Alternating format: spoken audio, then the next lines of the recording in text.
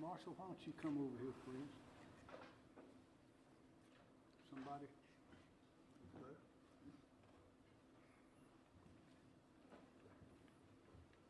There you go. Can you move on up there? All right. Y'all, thank you for coming out. As you know, hurricane season began a little early this year, and we had a storm that came ashore just a few days ago. It did not reach hurricane status, but we've had, I think it's four hurricanes in the last 4 years that we had to deal with. So this is a briefing about that, and we'd be glad to answer everyone's questions and other questions at the end if you have any. I'd like to call on First Director Ken Stinson of the Emergency Management Division. Ken? Sir. Thank you, sir. Kim Stinson with the State EMD. Just as we get ready every year for the upcoming hurricane season, we need residents at home to do the same. We need everyone to be their own emergency manager. We would like to emphasize that the entire state is susceptible to the effects of a hurricane, not just coastal counties. What we've seen in the past few years is a significant amount of flooding, resulting not just from near misses from hurricanes, but also from other major storm systems that have come near or into South Carolina. Anywhere in South Carolina is prone to flooding, and certainly flash flooding. If you live in a flood-prone area, make sure you have flood insurance. If there's a flood warning issued, make sure you have someplace to go so you don't get trapped by floodwaters. And then never, and I cannot stress this enough, never try to drive through flooded areas or move barricades. Avoid flooded areas at all costs. As you've heard in the past, we encourage citizens to have a plan and make it personal. Due to COVID-19 for hurricane season 2020, we want everyone to remember time, space, people, and place. Time, space, people, and place as a way for people to remember health safety precautions while getting ready for any hurricane that may head towards South Carolina.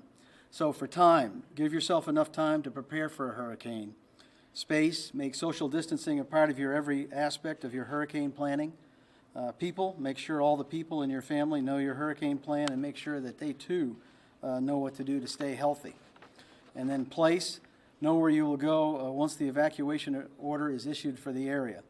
Staying in a hotel or friends or family out of town are excellent options to protect yourself during and after the storm. The 2020 annual South Carolina Hurricane Guide contains updated information about what you can do right now to make sure that you're prepared for the effects of a hurricane. And the 2020 Hurricane Guide is available on our website at scemd.org, along with accessibility through our South Carolina Emergency Manager app, which can be downloaded on your smartphone. And in June 7th, it'll be available in printed format in all newspapers from the coast back to Columbia. Also, all Walgreens, all interstate welcome centers, and also coastal DMV offices. The last item is, in closing, one of our biggest strengths here in South Carolina is the outstanding local and state team that has planned together, exercised together, and operated together in the last several years. And accordingly, the 9 major disasters that we have experienced in the last 7 years places us in an excellent operational posture for any hurricane that may impact South Carolina this year. Thank you, sir. Thank you, sir. General McCarty, Adjutant General. Thank you, Governor. The South Carolina National Guard, both the Army and Air, in events that we support like hurricane deployments, we are an agency that supports our state entities such as Department of Transportation, other entities here at the state level. We also support our local governments at the county level and the municipal governments, and we work with our federal partners to ensure that we have an adequate response here in South Carolina. In preparation for that, we look and focus on 3 things. First of all, building and maintaining relationships with those that we support. We do that on a constant basis throughout the year, working with our state agencies, working with local government, and with our federal agencies to ensure that we're ready for any type of mobilization that may be necessary. We always have liaison officers that we deploy out to the counties to ensure that we have good channels of communication from the counties back to the state, that we can be sure that we're not ever late to need for what the county may need to support their operations. We also look to always review our plans. We constantly review our plans to ensure they're in sync with the state hurricane plan, and we do that on a regular basis. We rehearse those plans, we exercise those plans, and after we've done that, we do after-action reports to ensure that the plan meets the needs of our supporting entities. Last thing, though, we focus on the mobilization part. The majority of the South Carolina Guard are what we call traditional M-Day soldiers. They're the citizen soldiers. They're at home at times in preparation for these events. So we practice our mobilizations by conducting our alert rosters and recalls, and as we've seen over the last few years, we've actually had to implement that, and we've mobilized, in some cases, over 4,000 soldiers. To support a full-scale mobilization here in South Carolina, it would mean the activation of approximately 1,800 soldiers and airmen. We each year assess those needs against any type of deployments that we have. We have done that this year to ensure that the units that need to be on the ground to support the mission are here, and that the adequate equipment is also available. If we see that we have any shortages, we coordinate with our neighboring states through EMAC agreements where we can bring in resources from other states as needed. And if the situation requires, we're able to utilize the Title 10 or active duty forces, and we do that through the dual status command. We have set up dual status commanders in the past to help command and control active duty forces if they come here into the state. Right now, we are well poised to support what we feel would be any mission requirements that the state may have this year through those means I've just described. Thank you. Thank you, General. Director Rob Woods, Department of Public Safety. Thank you, Governor. Good afternoon. The Department of Public Safety, working with its key partner, the Department of Transportation, leads all evacuation operations statewide. For hurricane evacuations, we begin our planning in January. We review all of our routes, ensure that proper signage is in place, the blue evacuation signs, as well as checking all of our traffic control points.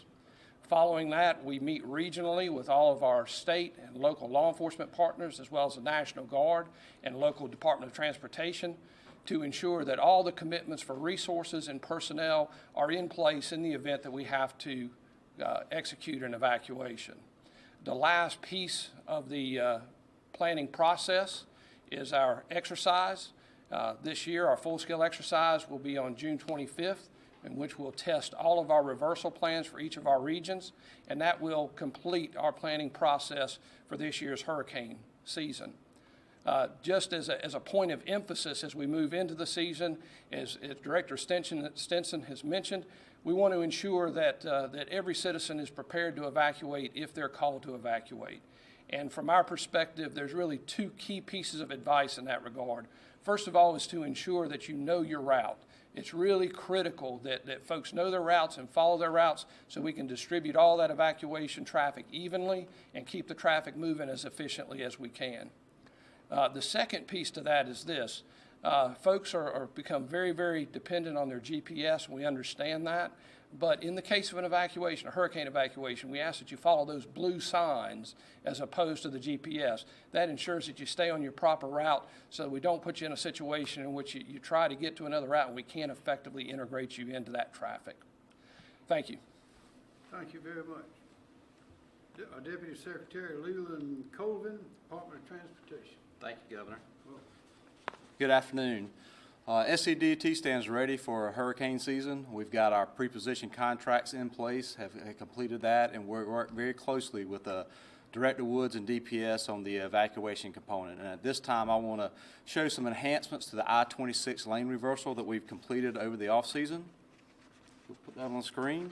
So this off-season, we looked at the I-26 lane reversal plan. It was developed back in 1999, so it's a plan that's been on the shelf 20 years. And the first 17 years, SCDOT never had to implement the lane reversal plan, but we have implemented it 3 out of the last 4 years in conjunction with the governor's evacuation orders. So we looked back and took some of the lessons learned over the last 3 years, and we realized it was time for a tune-up on the I-26 lane reversal itself. So we look back and took advantage of the numerous improvements we've made over I-26 over the last 20 years. And part of the plan is this first thing we did, we shortened the length of the reversal by 15 miles.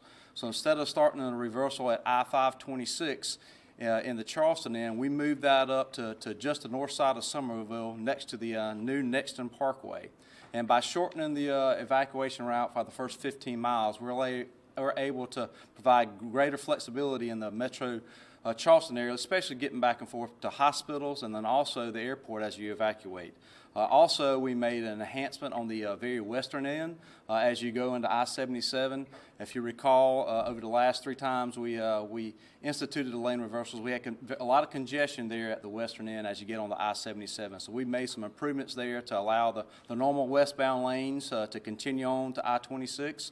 And then also we'll bring in the crossover lanes as well. So if you look at the bottom right of the map here that we see, you'll see the exit 197 is the new Nexton Parkway.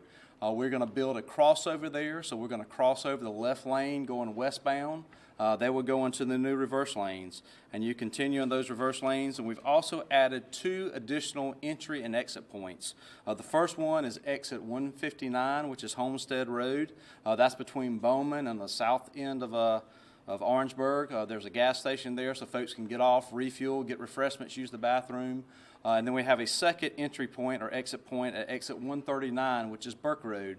That's on the northern side of Orangeburg near the St. Matthews area. And we'll also have signing in place so that you are in the right lane, that if you, the right side, whether you're on the reverse side of the normal westbound lanes, whether you take an I-77 north once you get to the Columbia end, or you want to continue on I-26. So we've got this in place, and matter of fact, we started building the crossover during the Nexton Parkway this past week, and we've got a couple of photos to show the progress of the construction there. This is looking back west. Again, this is just west of the Nexton Parkway, and this is the crossover that we'll utilize to cross folks over from the normal westbound lanes into the reverse lanes. I think we've got one more photo as well, and this is looking back east. That's the Nexton Parkway interchange, the new interchange in the background there. We'll have this crossover in place and ready to be used by the end of the week. Thank you, Governor. Thank you very much. Director Leach, Michael Leach, Department of Social Services. Good afternoon. DSS's responsibility in hurricane planning is twofold: safeguard the children and vulnerable adults in our care, and as the ESF6 mass care, provide shelter and support for our population during disasters.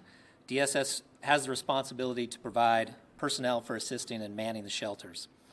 Sheltering and feeding for hurricane season this year will look different than years past and presents unique challenges.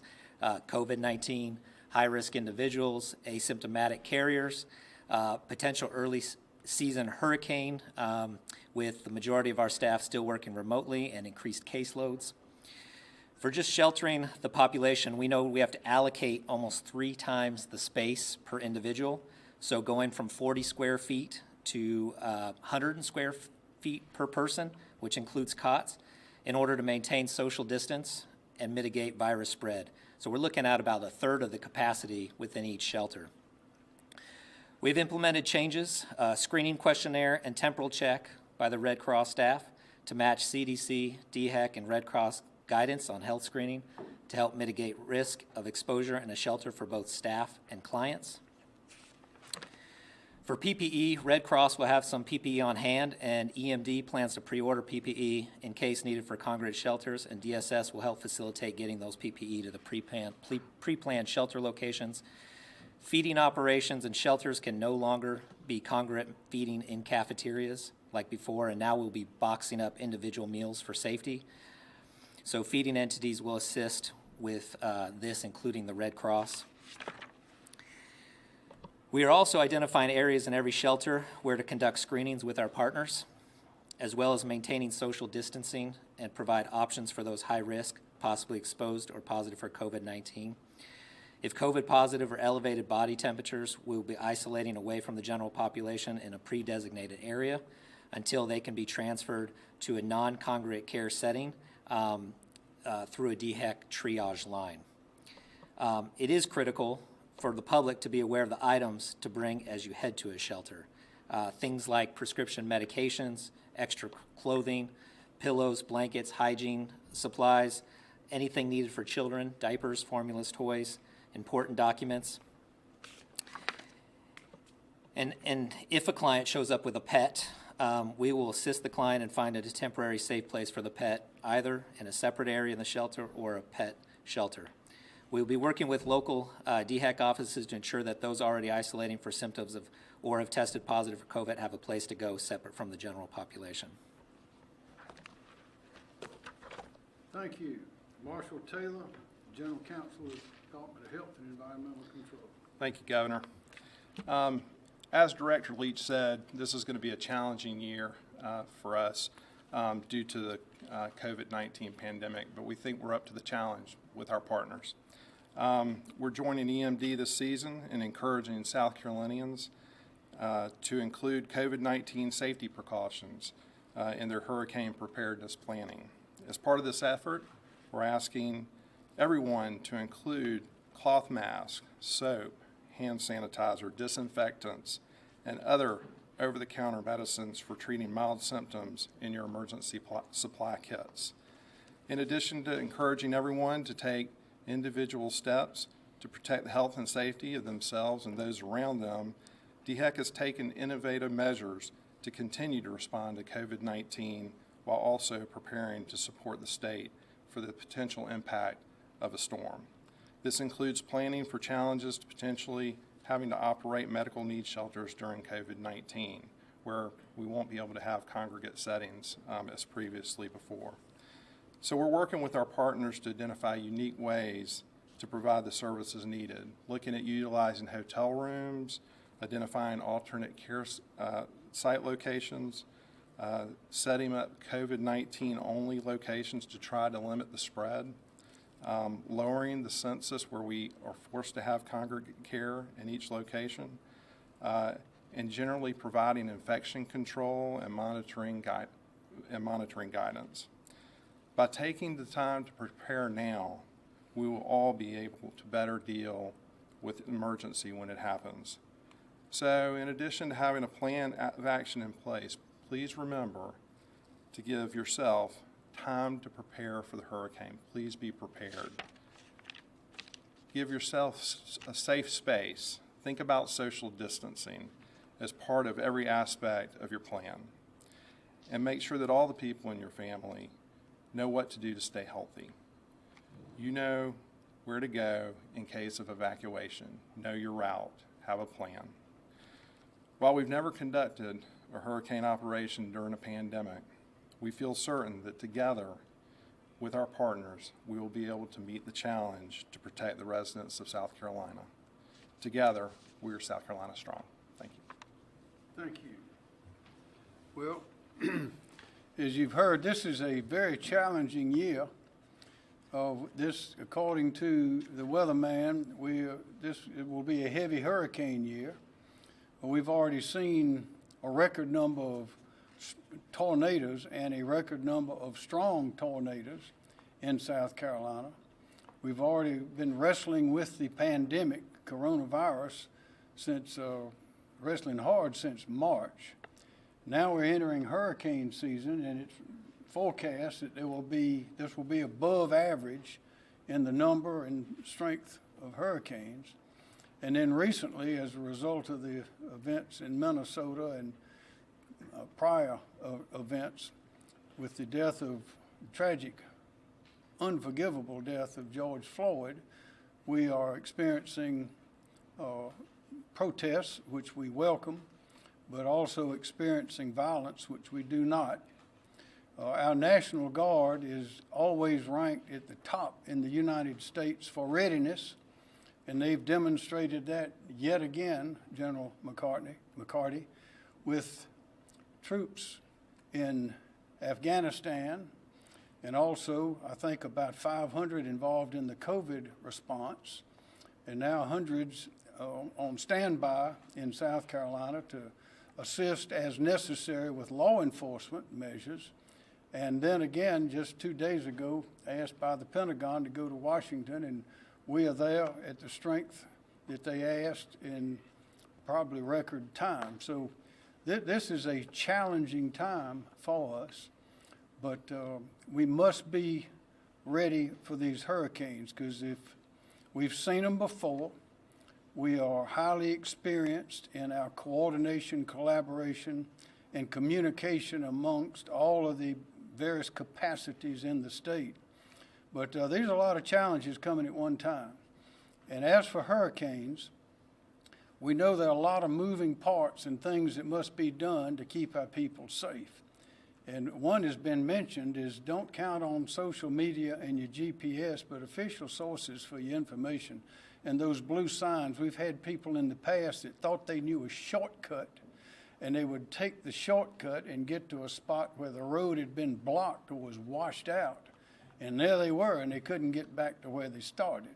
And they ended up in deep trouble. We've also seen people drive through what they thought was shallow water with a little bit of movement, and turned out the road was gone with tragic consequences there. So we urge everyone to get one of these booklets. They're all over South Carolina. They're excellent. A lot of thought planning went into them, as well as the advice for the citizens. But here we are in hurricane season in the middle of a pandemic, and the measures and steps that must be taken with moving people and keeping people safe because of the pandemic, which is still a highly dangerous, infectious disease, the likes of which we have not seen before. We still don't know all of its characteristics and ramifications, but we must institute and continue certain measures to address that. And that will necessarily slow down some of our movements if a hurricane comes, in evacuation, getting people out of harm's way, moving people from hospitals or nursing homes to other places, must find places for them to go that will have room for people who have or may have the virus. So this is really, this is a challenge already, and with the possibility of hurricane, that will amplify it many, many times. So as we've been urging people, be prepared, listen to the sources of advice, the official sources that are prepared for hurricanes as well as the pandemic. Use your common sense. Don't be careless. Don't be stupid. And we'll get through it. But we are certainly facing some challenges that we've not had before in our memory, those of us here. But with that, we'd be glad to answer your questions. Ms. Adcox? Well, what will the shelters look like, and have folks that are commonly used as shelters, have they declined to be used this year? Like schools? Who wants to answer that? Say that again. Places that you normally use for shelters, like schools, are they still going to be a shelter, or are folks declining to serve as a shelter this year? At this point, schools are our primary congregate care shelter. And with a third of the potential population in a school than there normally would be, we are with the local EMD partners looking at additional schools. How many shelters do you have available in general, and how many do you think we'll need? I think right now that a good number, just based on maybe worst case scenarios, we'd be between maybe 70 to 100 shelters. And I believe the total amount of shelters is in the current hurricane plan that is on the website. Did the last storm that sort of popped up out of nowhere, did that show us any holes in our planning? I think we always learn, because every hurricane's different. I know that I think it's the last one, if it'd come in 10 miles closer, we'd have had about 6 more feet of water than we experienced. We never know where they're going to end up, but that's why we try to give as much information out as we can. We know this, we haven't had a hurricane and a pandemic at the same time. So that adds an extra level of complication. Would you like to comment, Mr. Stinson? Yes, sir. No, absolutely. And in this particular case, we've had that happen before here in South Carolina, where there was a pop-up storm right off the coast. and it certainly, decreases your response time. But in this particular case, because it was just a tropical storm, and normally we don't evacuate for a tropical storm, then, obviously we were in pretty good shape, and there was very little damages or even power outages for that particular one. Does that answer your question? And Governor, talk about, you have to make the evacuation orders. How will the pandemic play into perhaps how far ahead you might do that? Well, that's a great question. That's the cross currents presented by this situation. Because the requirements of keeping people safe because of the pandemic will slow down the movement of those people and equipment, we will have to make decisions a little earlier, we believe, than we normally would, because we're going to have to allow for the time for that movement to take place. So that complicates the situation. But I can assure you that every year we learn more and more, and some of the systems are getting better, and communications are getting better, as strong as they have been. We learn every time, so we'll get through it as well as anybody in the country, I'm sure. But it'll be a challenge. What changes are being made as far as helping people get to shelters if they can't evacuate? If you got to put everybody in the same bus, or social distancing measures when you're trying to transport evacuees, what changes do you see Those there? are good questions. Yeah, that's one of the things that we always have to address, is those people that do not have transportation themselves. So right now, and we've had a plan, and we've actually executed it, I think 3 times now, where we've brought in either school buses or motor coaches. And in a particular case right now in motor coaches is that, to the governor's point, is we're going to have to make that recommendation to him sooner to get those here in South Carolina, probably well before the storm itself. So we're going to have to make those earlier decisions. And then in terms of once the buses get here at the collection points, then we'll have to have screening there, and then the potential for some of those people to be moved to a non-congregate setting because of possible infection or their family. And then we'll also have to provide face masks for individuals on the bus, and then we're also going to space out the number of passengers on the bus to spread out to give that social distancing. So we've taken that into consideration, but it's going to take a little longer, and it may be a little slower in some cases, but we think that we've got a pretty good plan in terms of making sure that we keep everybody safe and get everybody out of harm's way in terms of the actual potential for surge. You guys have brought up face masks a couple of times here in the press conference. Here in South Carolina and across the country, we've had people who just flat out do not want to wear a face mask. In terms of hurricanes coming through and they need to have a mask in a shelter, how are you guys going to handle that, or to get on this bus to be transported? Well, I think where we're going with this is that, certainly in the Red Cross shelters, that may be a requirement for people to wear a mask. Same for in the buses as well, a requirement to maintain everybody's safety. More Governor, questions? Yes, sir. Governor, yesterday, Joe? DEC officials, they were expressing concern over the rise in cases of COVID-19. Do you agree? And they also said that there are people who were not practicing social distancing or wearing masks. Do you agree that South Carolinians are not heeding these warnings? And is there a point where you may have to put restrictions back in place? Well, if everyone would follow the practices, we'd be in a better shape than we are now. I think we've all been making the point over and over again that the virus is still here.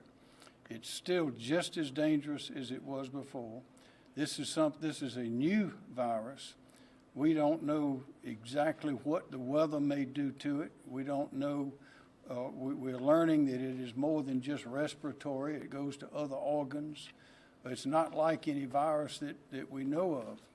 So people have to be careful. And I've seen reports and seen instances on television where people clearly are not following the practices that have been recommended repeatedly. I'm not sure how to get through to some people other than to point out that it's still here. It's all over the country. It's not going to evaporate one day, and it is still highly dangerous, and it is deadly. So we urge all South Carolinians to be smart, be careful, protect yourself, protect your family. There's recklessness that comes up in some circumstances, and we just can't do that. We must be careful. And if everyone would do that, if everyone would use their common sense, we've had great compliance in a number of weeks, terrific compliance. I think the compliance may be dropping off some now, and that is highly unfortunate, and it is also highly dangerous. We must continue until we get control of this. We're chasing the virus now. We know its character. We know some of its characteristics. We do not have a vaccine. We hope to have one, but we're not going to have one in the next couple of months. That's for sure. It may be longer than that. So I just say, people, you got to be careful. It's up to you. It's up to every individual to be careful. Not for their own sake, but for those of their loved ones and neighbors and total strangers that they may come in contact with. Is there a point where you would actually put restrictions back in place that you've relaxed already? The main restriction there is to emphasize to people that they must be careful. Well, you cannot lock down an economy forever. Just can't do it, because it would disintegrate, and then it'd be hard to revive. So there is some point at which all over the country things are going to have to open up. But if people would use their head, if they would follow the advice that's been given to them repeatedly, we would not be having the instances, the hot spots, or the rise that we see here and there. Now, those numbers go up and down, as you'll see if you look back over the numbers. But we want to see them going down. We know that as we test more and more, which we are doing, we've been testing the nursing homes over, there are 40,000 people in our nursing homes. I think there are 140 or so, maybe more, nursing home facilities in South Carolina. It might be more than that, but we test them in a very short period of time. And we have close to 200 testing sites in the state. I think it's over 200 now. Many of them are mobile sites, and you go on the website of DHEC or Accelerate SC, and you can find out where they're going to be, when they're going to be, and it's free. And people in some places, they're lining up to get tested. They're being very careful. In others, other places, we've seen people not being very careful. Well, we got to be careful. As people are clearly not being careful, how is that affecting your decisions on opening the rest of the things that remain closed? We're being very careful and deliberate about that. We're receiving numbers. We've received recommendations, I think, on almost all of those from Accelerate SC. They're well thought out, and we'll be making announcements. But as you know from before, we've been taking this in a deliberate, steady fashion, both as we restricted activity and now as we are lifting those restrictions. We're being very careful and paying a lot of attention to the numbers. But public health is economic health, mental health, and physical health. You have to have all of them. Yes, you got more? Well, I was actually going to ask, the protests are going to continue this weekend, and they actually plan to be at the governor's mansion. Will you address them, or what do you want to say to them? I would say to protesters that we learn from you. We welcome protests. We welcome information. We learn from protesters. Peaceful protests are a part of what makes us smarter and makes us a great country. But violence is something entirely different. There's no excuse for the killing of George Floyd. No excuse. There's no excuse for rioters infiltrating, getting involved in these protests, with peaceful protests, and ended up throwing bricks or chairs through a window and then throwing firecrackers and things on tables where people and families are eating dinner. There's no excuse for that. There's no excuse for slashing tires and burning automobiles. No excuse for that. None. And I can assure you that just as we welcome protesters to our lovely state, and we welcome that. There's nothing wrong with that. But we do not welcome violence. That is criminal activity. There are laws against it, and they will be enforced in South Carolina. Yes, sir. You said on a call with the president that you thought some of the looters, rioters were being paid. Is there any more information you could share about that? There's a lot of information about that, as well as other descriptions and insights into the character and who those rioters were. Now, those were not protesters. Protesting is one thing. Rioting and destroying property through criminal acts is something completely different. And I know the Federal Bureau of Investigation, the State Law Enforcement Division, chiefs of the police departments, sheriffs, all of those are gathering information as they go upon making arrests. And we will deal with those who are breaking the law, that are violent and causing damage to persons and property in South Carolina. Has the National Guard been, I know they've been on standby, has they been involved in any of the rioting or The National Guard has not rioted. No, sorry. I know what you mean. Yes, they have been involved, and they had the proper effect. Would you like to address that, Jim? Yes, we have had some of our National Guardsmen in response. We haven't had any here in Columbia yet, but we had a number sent to Charleston. They were assigned to the Charleston Police Department and patrol with them. I think probably all told, we've had about 50 that were assigned to mission, and we are just on standby, though, to support any additional missions that may come up. Have they gone up to DC yet? Yes, they have. We got notification on Tuesday, and by Wednesday we were working with the Air Force for airlift, and they were sent up to DC by Wednesday evening. They were on the ground there, and late Wednesday night we had approximately 200 soldiers on duty, and we are scheduled to have an additional force similar to that tonight on duty, and their mission is primarily just presence patrol at some of our national monuments in working in support of the District of Columbia National Guard. How long will they be in DC? I don't know that we can really say that for sure. We are, the time period is spelled out in the orders through the weekend, but I think certainly an event like this, it's all situational dependent about what that status will be long term. How does that affect, if we have a hurricane, how does that affect that? Right now, we're still in good shape. The South Carolina National Guard, between the Army and the Air, is well over a 10,000 person force between the two. Between what we have as early identified in support of the COVID mission, we have about 500 there. We have about 500 that are deployed here in South Carolina in support of the civil unrest mission. We have about 450 that are deployed to the National Capital Region. We have not quite 1,000 that are currently deployed overseas in support of named operations or named exercises. So we still have a significant capacity here in the state to draw upon to meet the requirements as stated in the hurricane plan that I mentioned earlier.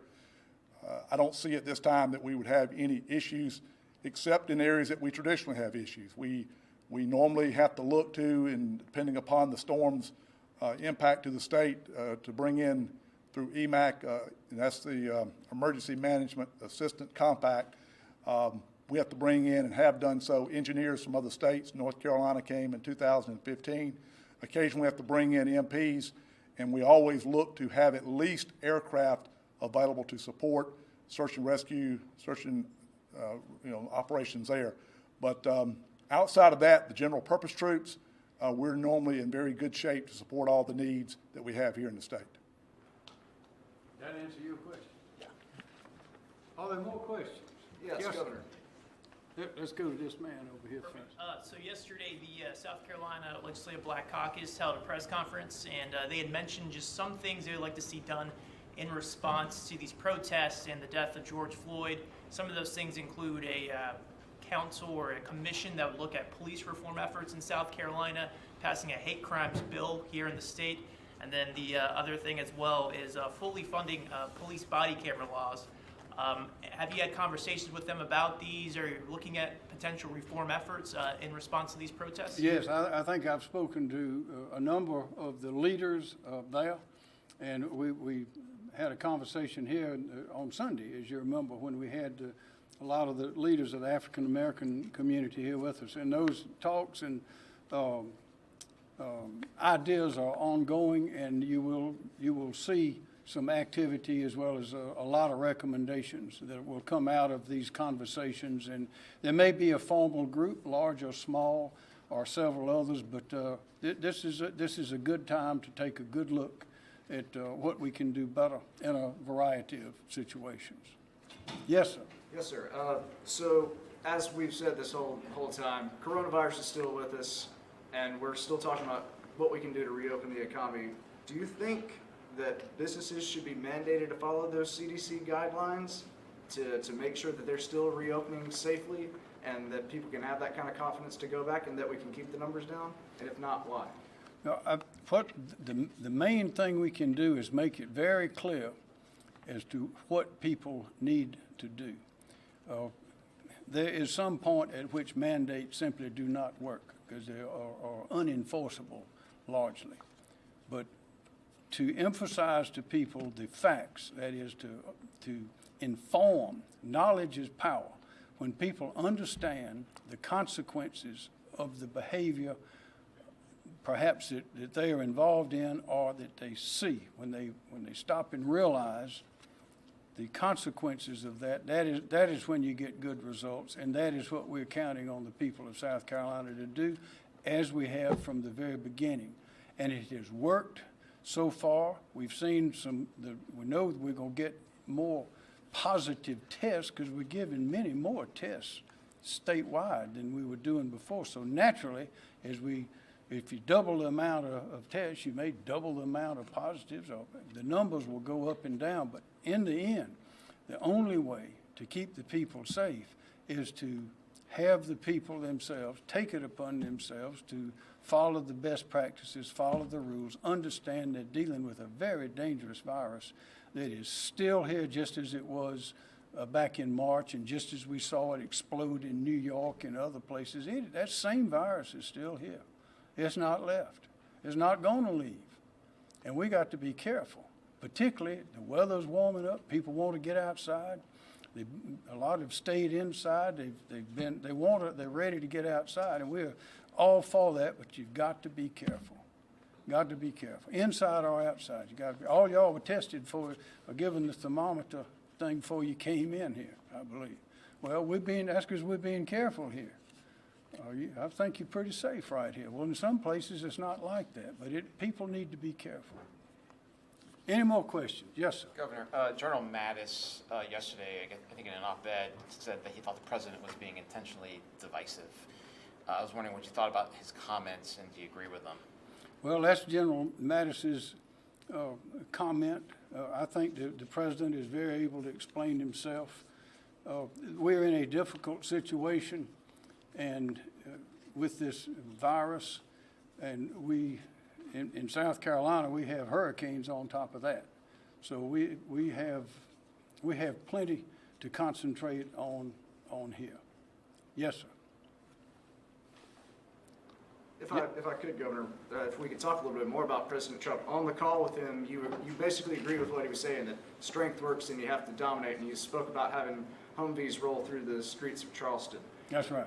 Would you say, because I know one of the criticisms that's out there of that kind of mindset is that it in of itself is an escalation, and even when you have Humvees rolling through or having such a big presence, do you think that would deter the peaceful protesters that you want to hear from? We've made it very clear in South Carolina. Listen up.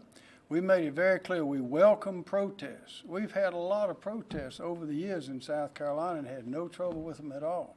But when rioters get involved in a peaceful protest and resort to violence and are destroying people's property, that is not a good thing. It is against the law, and we will do all we can to see that it doesn't happen. So in having the force necessary to stop that is a way to prevent that from happening. And that's where the National Guard comes in. That's where strong police presence is a good thing to have. You hope you don't need it, but if you need it, then it's good to have it there. But usually, if you have a very strong protest, you don't have violence, and that's what we're trying to do. We want to be sure things are peaceful for the protesters, for what they're doing, the people that want to join with them, that want to be there.